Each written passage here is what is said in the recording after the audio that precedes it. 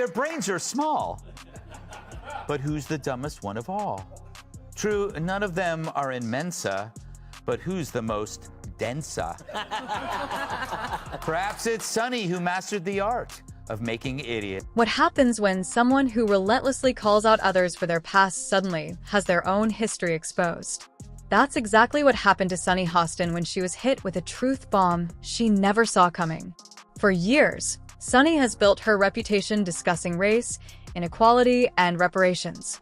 She's quick to criticize others for historical injustices and never shies away from making bold statements about racism.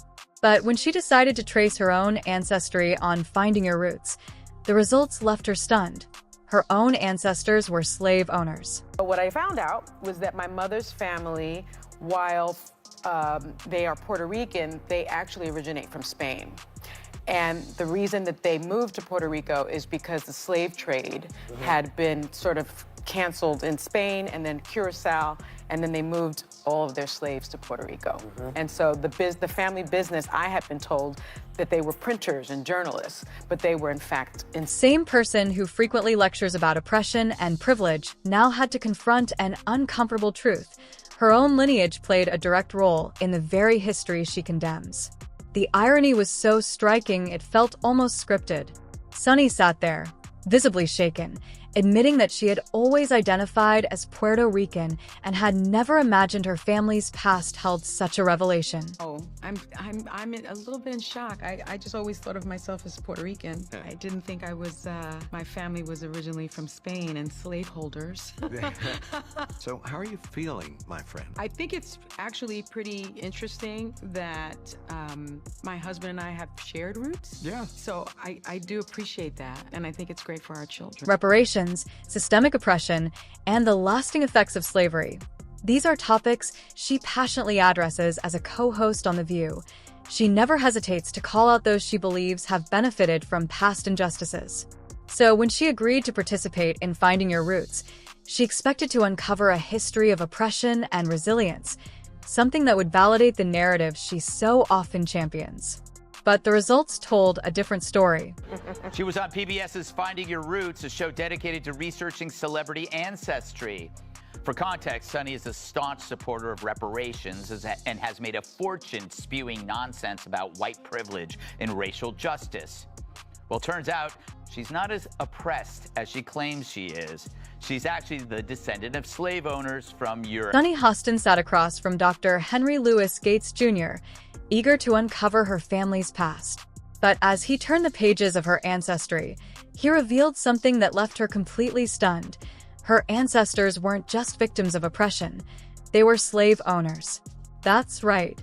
The same person who has spent years demanding accountability for historical injustices was now faced with an uncomfortable truth about her own lineage. When a woman says she knows how other women think, okay? And I hate it when they actually do a divide like that. But you know, if Sunny Hostin thinks that we're all protecting white men and the white patriarchy and that we can't think for ourselves, I wonder why it is that she is capable of thinking for herself. But I'm not gonna... I love it when a woman claims to know how all women think. And I hate it even more when they divide people like that. But if Sunny H believes that we're all just protecting white men and the so-called white patriarchy, that we can't think for ourselves, then why does she assume she's the only exception? But I won't go there. Sunny, who has long framed her identity through the lens of struggle, was visibly shaken.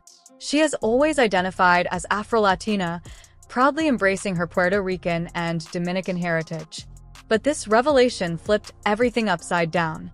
Her family's roots trace back to Spain, where they weren't just privileged, they actively participated in slavery.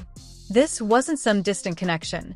Her ancestors directly profited from the very oppression she's spent years condemning. And here's the kicker. When others have been exposed for similar ties to slavery, Sunny has never hesitated to call them out. She has loudly demanded that the descendants of enslavers take responsibility for the wealth and privilege passed down to them. But now, she found herself in an awkward position. At first, she was caught completely off guard. She stammered, struggling to process the revelation. She had expected a story of oppression, not one of privilege. Her usual confidence vanished, replaced by visible discomfort. And rather than confronting the irony head-on, she tried to downplay it. Let's be real. If this were someone else, Sunny wouldn't have let them off the hook so easily.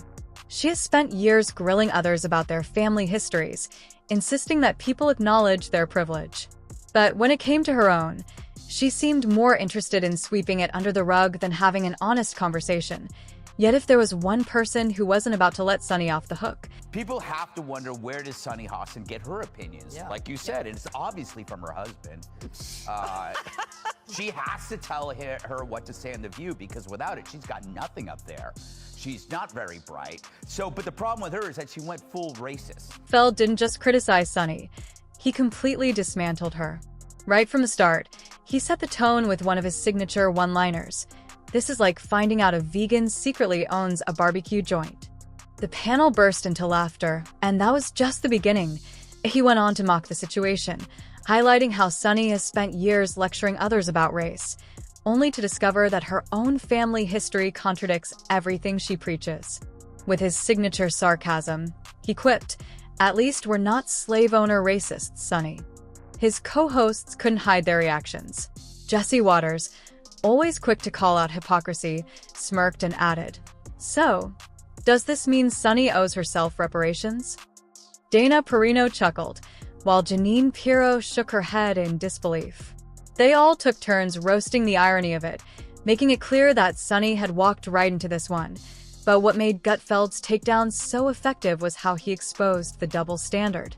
By saying her husband makes her do everything, and then she'd have to accuse him of being a racist. Because if he told her that this is what white women do, then he's a racist. Gutfeld's monologue was rough on Sunny, but social media made it so much worse. As soon as the footage surfaced, people wasted no time calling her out. One commenter wrote, "Don't dish it out if you can't take it. Glass houses shouldn't throw stones." Another added, "You are one of the most ignorant people I've ever heard express an opinion." Others thanked Greg for exposing her hypocrisy, with one even calling her the worst human being and pure evil. Then came the plot twist jokes. Some users declared it the biggest cell phone in TV history, while others called it poetic justice after all her years of moral grandstanding. It's a fact of life that this is how some people made. But it wasn't just memes. People were seriously questioning her credibility. Even longtime supporters began wondering if she would hold herself to the same standards she imposed on others. Some even asked whether she'd reconsider her stance on reparations now that she had a personal stake in the discussion. In the end, Greg Gutfeld wrapped up his takedown with a final mic drop, making sure his point hit home.